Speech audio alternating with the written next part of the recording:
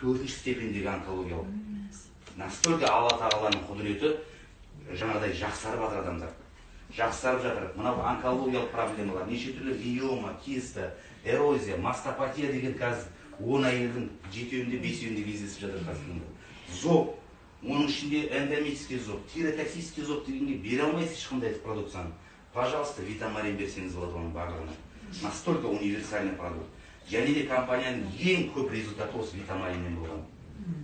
Және де көптеген Қырғызстан мемлекеті тек 7-8 ай бойы осы витамаринмен жұмыс жасаған.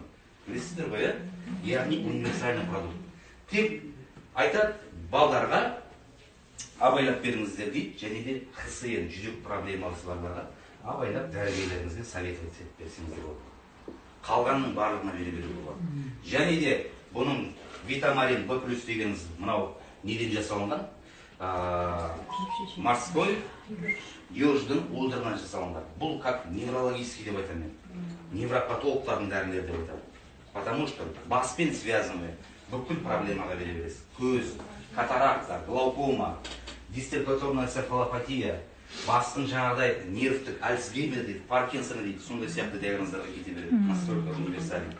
Және де ішкен, ұйықтай алмайды қазіргі таңда. Депрессияға кіреді. Ұйқы жоқ, басқасы жоқ.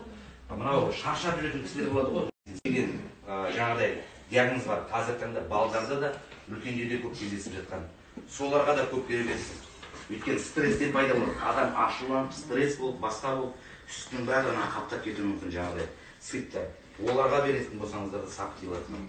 То есть, витамарин А+, Б+-тің ішу тәртібі. Мынаны таңертең бір шай қасық, мынаны кешке жатар кезде бір шай қасық ішесіз. Болды.